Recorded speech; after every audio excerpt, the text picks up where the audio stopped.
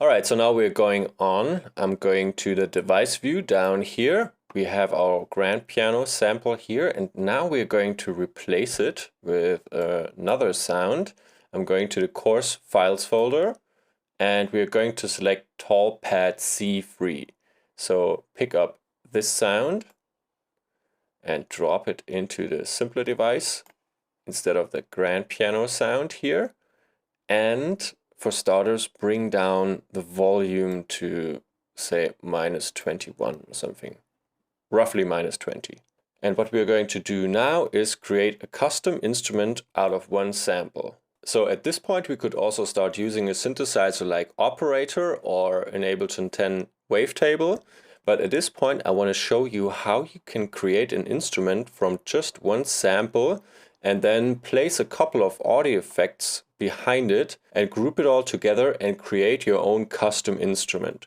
So let's figure out how to do this. And this will also show us how powerful Ableton can actually be.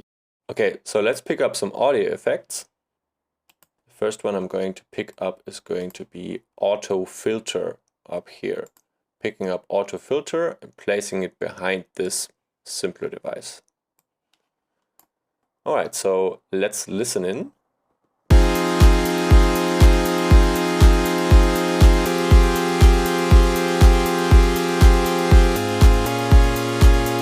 So this is what we have so far with the rough sample sound here. And we're going to bring down the frequency of our auto filter because we have a lot of high frequencies here on the sound and I want to tame it a little bit. So playing around with the frequency amount of that filter.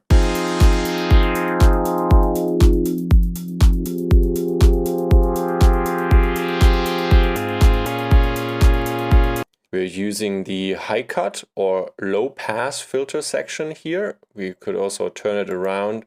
This is high pass, low cut, but we're using this here for now, and I'm bringing it to roughly 2.9 kilohertz. Or maybe a bit higher. Keeping it right here for now, and we're going to add in another effect. In this case, I'm picking up an equalizer, EQ8, because I want to get rid of a couple of low frequencies that we are going to play with our bass and not with our pad sound here. So pick up EQ8, make sure to leave some room here, or double click. You can also double click if you have this MIDI track selected and will show up here. So we have it behind the auto filter right now, and we are just going to enter a little bit of a low cut here. So node number 1, low cut setting. This is where you can select different shapes for your EQ, but we're going to use this one for now. And we're going to cut off a couple of bass frequencies, roughly up to 170. And compared to Ableton 9, the equalizer view has changed a little bit. In Ableton 9, 100 Hz was more like here. And if we are moving up to this position, we're actually just at 170 Hz. And also we can go down a lot further right now, since I think Ableton 9 and prior versions stopped at 30 Hz. But now you can go down all the way to 10 Hz. Taking into account that it's very hard for human ear to even perceive these frequencies, but it's possible to cut them off here or enter them. So we're bringing it back to 170 roughly for now. Playing the sound.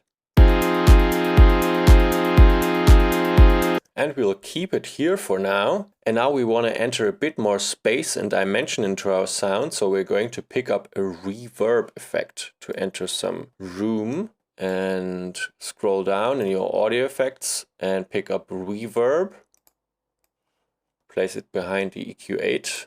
And first thing we're going to do is set it into high quality mode. Because we have enough computing power here, we can always use it in the high quality mode. And actually, if I want to save this for the next time, I can right click on the device and say save the current setting as default preset. So if I'm taking it off and I'm dropping it another time, it already starts with high quality, because that's actually what I always want to start with. So that's the first step, and we're going to play it. Now we have a little bit of a tail behind the sound. Let's actually increase the decay time and get a longer tail. I'm setting it up to 3.3 or roughly 12 o'clock in the decay time.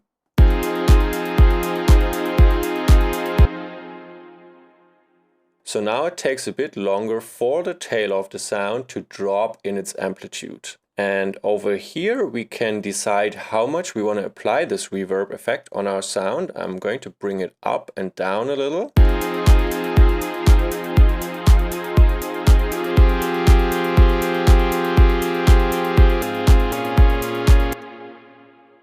And well, let's keep it around 30 or something. Also, I quickly want to turn off two options, early reflection spin and chorus. They're not needed for now. And in the input processing area, we're going to move our high cut up a little bit.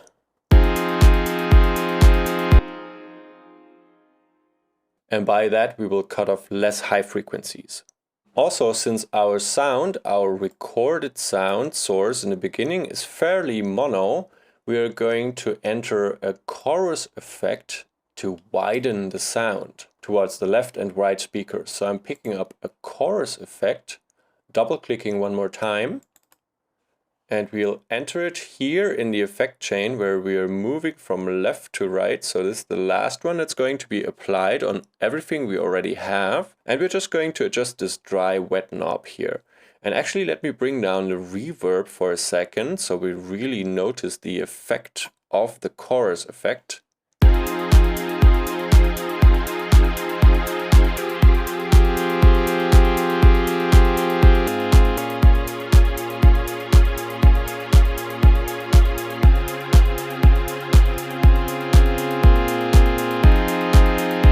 So this way it's a very centered sound, and if I open up the dry wet knob, it gets more to the left and to the right and more spread out.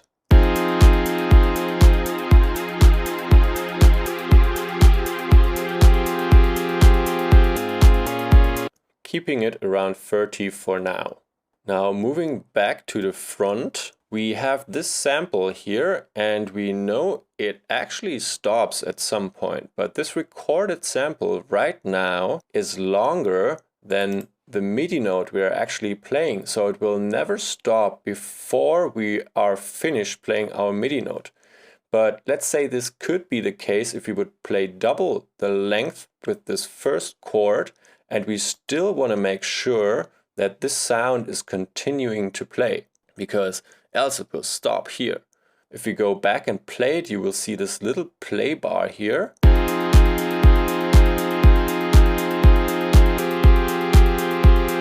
So we never reach the end of the sound right now, but let's actually assume we had a shorter sample here and we want to make sure to loop it in order to have a continuous sound. We can drag this part to the front here, shorten our sample a little, and see what happens. Basically, if we have it like this.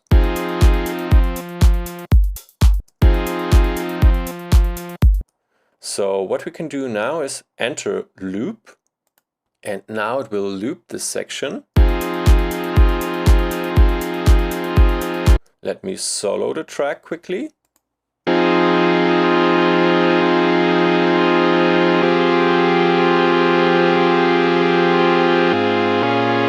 And now we want to make sure we don't have this little overlapping part where we are stopping at the end and going back to the start. We want to make sure this really isn't noticeable.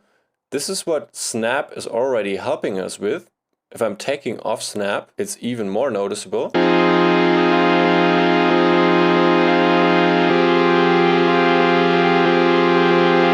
So you can hear it restarting. Snap will decrease this restarting effect towards the end of the sample, but we can also say loop less than 100%. And you will see if I'm zooming in. So this little blue highlighted area here around it will get shorter. And let's keep it around 90%.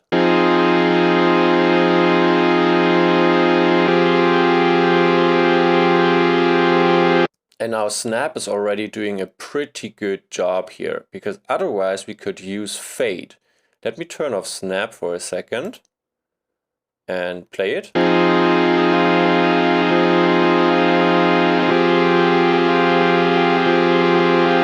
So restarting is clearly noticeable, and sometimes you can avoid that by using the fade. And if we're looking closer at what's happening here, you see the fade will enter this little fader here in the beginning and at the end, according to the percentage we are playing here, and we can play around with it.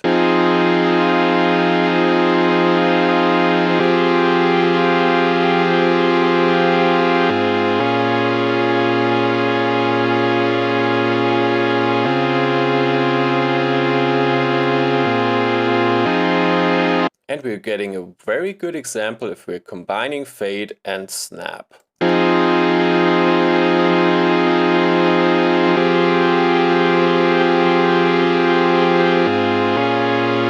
Using a bit more fade.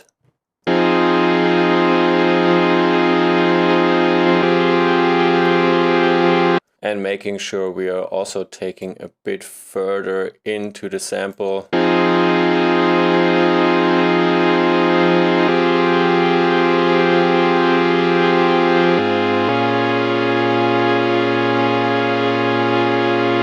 I actually liked it a bit more with less fade, so this is really sometimes a bit trial and error, but if you happen to have a long sample, you would use as much as possible of your long sample already, and just make sure you really have to just play those overlaps if there's no way of avoiding it. So I will put it here towards the end.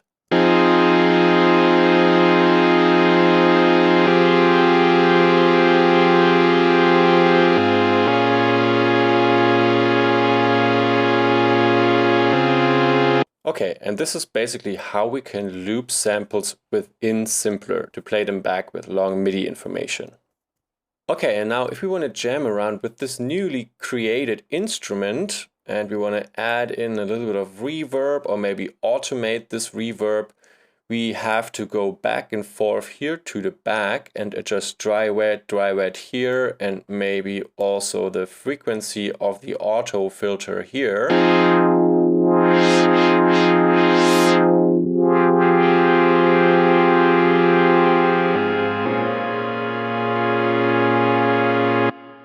And it's not very comfortable doing it that way, so we're going to actually group all these elements and create a sort of grouped instrument rack for this entire chain of devices.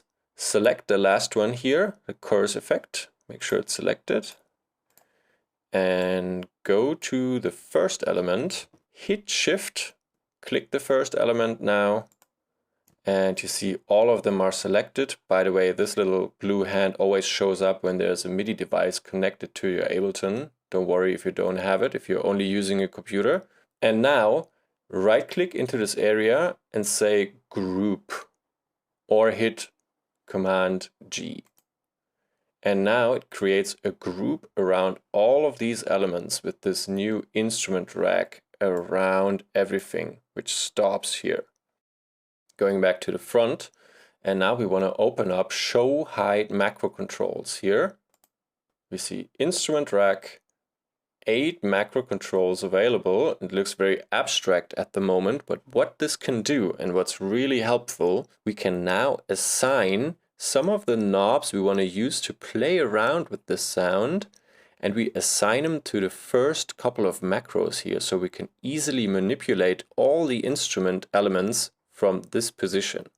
So filter, frequency, this is a knob we want to manipulate, so I'm right clicking into it, mapping it to macro number 1. And you see how it falls down to the lowest value now. We will adjust that in a minute. We also want to use the dry red of the reverb. Right click, map to macro number 2. And we want to use the dry wet of our chorus.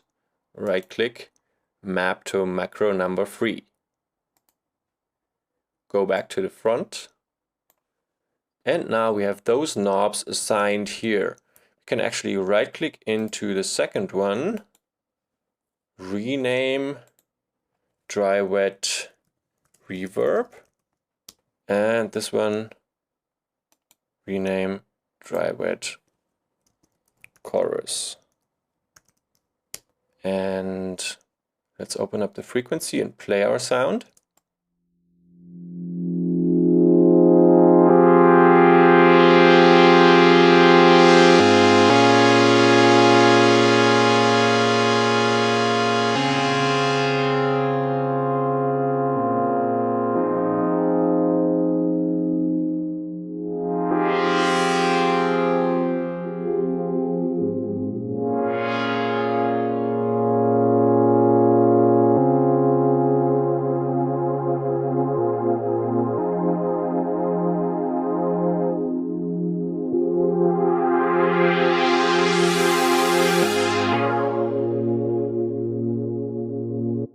So we have a lot of options here. Also, if we're playing in live mode, for example, and we are mapping this to a MIDI controller where we can turn those knobs very easily, you can really start jamming around with your newly created instrument.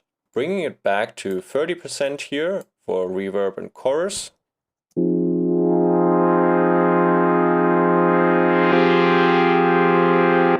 And roughly 2.3 kilohertz for the frequency of the filter. And let's unsolo our instrument rack and play it together with the drum rack.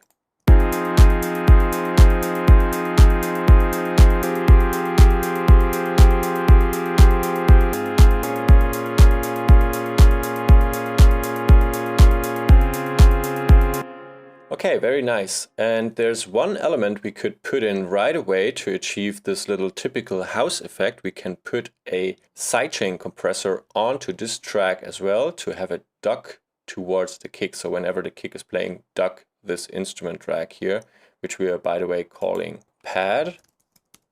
And let me rename the entire track to pad as well, hashtag pad. Actually, this one is called bass. Okay, and now I want to use another sidechain compressor on this track, and we made one for our bass. So I'm actually just going to copy this one here. So the idea is, because we already set one up, we set up a sidechain compressor. We don't want to do this over again. We just want to copy this one. Now, what we can do in Ableton Live 10 with the highlighting in the browser and the favoriting, let's quickly rename this compressor to compressor sidechain and save this preset here. Compressor sidechain. Okay, so now it's saved to my library. And as you recall from the beginners part of this course, we have the collections here. And actually I want to use this one very frequently, so I'm going to favorite it now. I'm clicking on the preset we just saved, my favorites one, and we have this red little dot here, and now it will be very easy to find it always just clicking on my favorites and pick up this sidechain compressor. So let's go to our pad, go to the back and pick this one up here, and actually I want to place it into the entire instrument rack. So could drop it here behind everything or into this area here. So you see, I want to drop it into the rack. And now the only thing we need to do is reassign the audio from our kick, because we want to have this one react to our kick. So select kick and play it.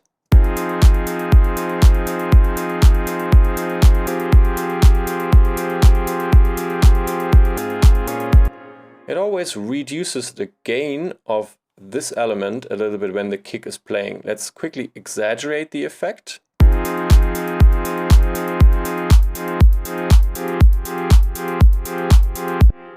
So there's our pumping house effect. I'm bringing it back to -25 and a ratio of 2 for now.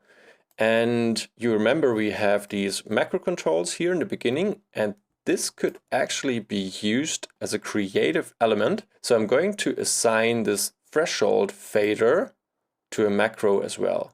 Right click on the knob, map to macro 4, go to the front, says threshold over here. And I'm going to rename this one by right-clicking and saying sidechain threshold. And bring it back to 25 roughly.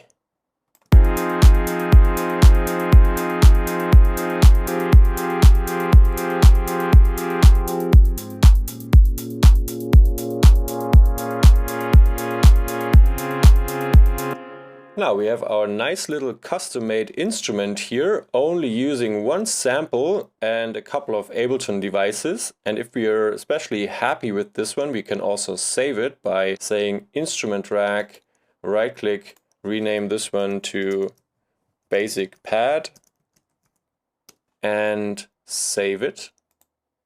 And you could also favorite it. Now we can always find it here and have it easily available for other tracks.